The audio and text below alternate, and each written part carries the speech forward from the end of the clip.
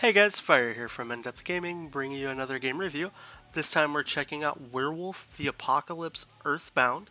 This game was developed by Cyanide and published by Nacon and releases on February 4th, 2021 for a price of $49.99. Now there are a couple different bundles for the game, so keep that in mind when you do go to check out the game to make sure you find the bundle that's just right for you. So what is Werewolf the Apocalypse Earthbound? So in this game, you play as a character named Kahal, where you're kind of like a wolf and a Krynos. It's basically like a werewolf-human hybrid, where you progress through the game trying to defend, I guess, your clan from basically foreign people who've moved into your area and have started to cause just a lot of trouble and grief. Now, I don't want to spoil too much of the story. I am about two-thirds of the way into the campaign at the time of this recording, so I wanted to showcase a little bit of the gameplay off so you can really see what's going on. So a majority of the gameplay when you are playing this game, it is a stealth sneak around game, but you also have the option to go around and grab collectibles. You know, you can fight and engage everything, but you can pretty much go through every single stage in this game using a stealth plan of attack the entire time. Now, things to note when you are playing this game, it can be very repetitive in some areas, but at the same time, it can be very rewarding in those repetitive areas when you use different playstyles. Now, as you play as your main character, you can sneak around as Kahal, or you can also transform into his werewolf, kind of form at any time. But if you do encounter any period of time where you are in a combat type scenario, as you see right here, you can automatically go into your Kronos kind of form here and just start beating the living crap out of every single thing on your screen. Now, various enemies do encounter while you're playing, as well as you're going to start to get some enemies that start to mutate as you progress further in the story. So as you can see here, I'm facing these big kind of like tanky block guys with shields, but there's also these regular kind of peons. Now I can do all kinds of different ways to maneuver around the map, from flying attacks to dashing around to just retreating to really build up my health. You also have this kind of rage meter you can see on the bottom left of my screen that allows me to kind of build up own little superpowers, refill my health up, as well as kind of enrage my guy to allow me to start just attacking everything and doing a lot more damage. Now, you can also go into this kind of fury mode here, which really kind of jacks your guy up on steroids. It makes your attacks extremely more volatile and violent.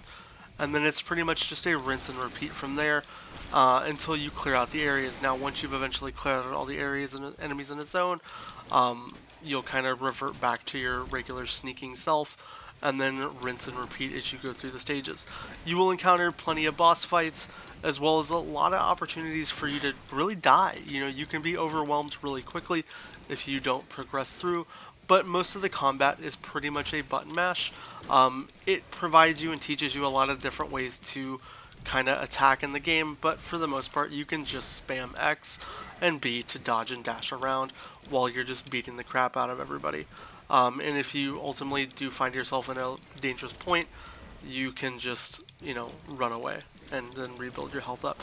Every time you kind of hurt enemies, it fills up your rage a little bit and then allows you to either activate your specials or, build up your power attacks to really defeat your enemies.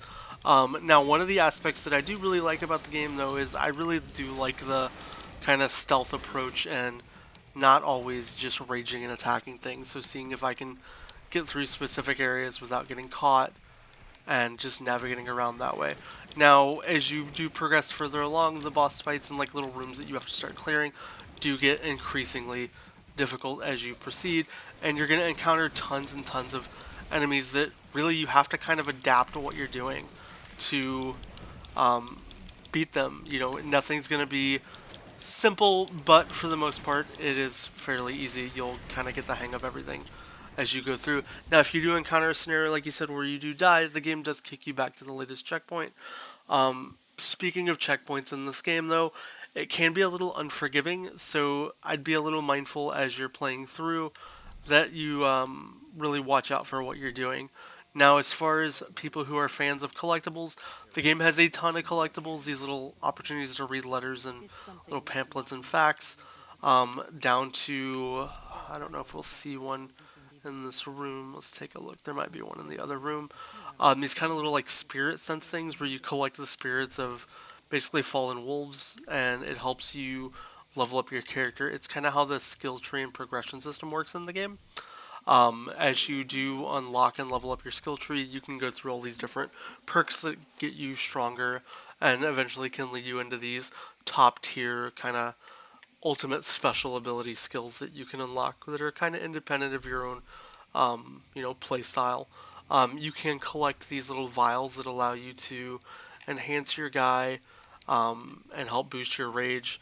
And you can also, when you're doing these stealth actions, go around and destroy objects and use your little sense vision, which is kind of the left bumper, to, sort of block out areas. And when you're doing your stealth area, you can walk up to these doors where enemies come out of and help try to destroy those so that if you do get discovered, it does make the game a lot easier for you.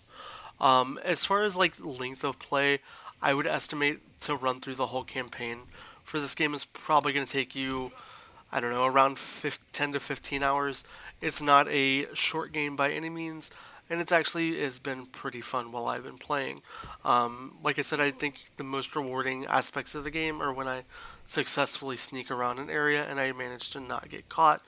But that can be very hard to do, especially in certain parts of the game when, there's just so many enemies, and sometimes, honestly, it's just a lot of fun to just go pseudo beast mode, I guess you want to call it, and just agitate everything to death. But yeah, you're also presented with these kind of dialogue trees. I'm going to kind of speedily quick through this. They don't seem to impact the game too much from what I've noticed, but maybe you'll have a little bit of a different experience as you interact with those varying skill trees, as well as just navigating and exploring in the game in your own way. You do encounter sometimes when you'll have, allies as you're proceeding through the game when it comes to hitting different areas or going into certain things, but for the most part, you're pretty much on your own.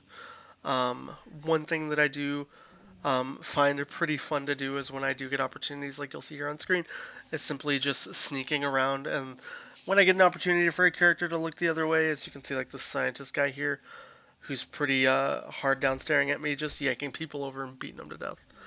It's, for some reason, just very rewarding to me. And, maybe it's just the evilness in me when it comes to these kind of games, but it is pretty fun in that regard.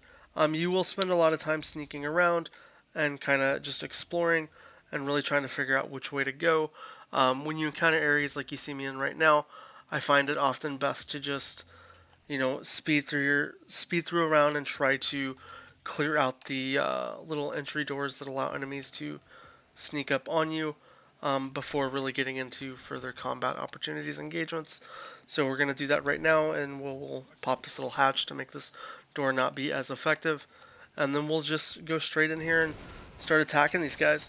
If you do get chances to damage and injure enemies near like red barrels, they will weaken the enemies that kind of progress through.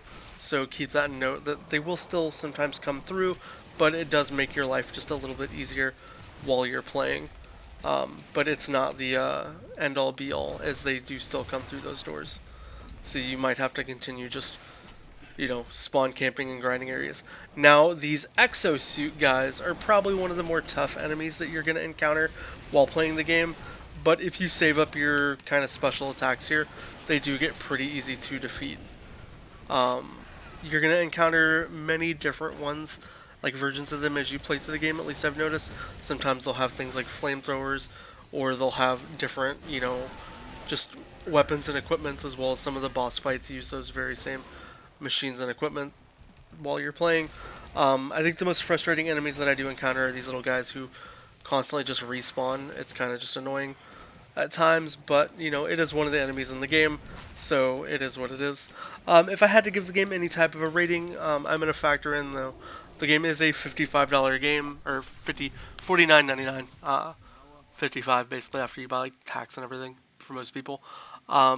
It's been a really fun game. I've been enjoying it. It's a unique take on a certain type of genre that has been actually really fun to me. I enjoy kind of jumping out of my comfort zone and exploring a whole different structure of games. Plus, a little bonus for like people out there who are like achievement enthusiasts. The achievements I actually track, so it's kind of nice.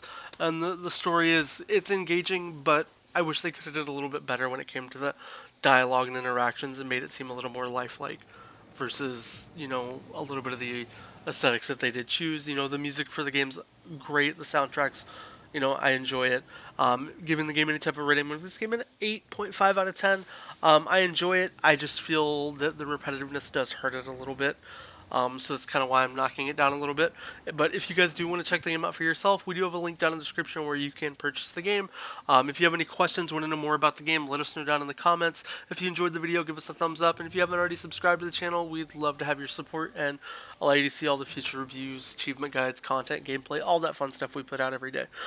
Outside of that, though, I hope you guys have a wonderful day. We will catch you guys next time. And, just keep being awesome like you are. Have a great day.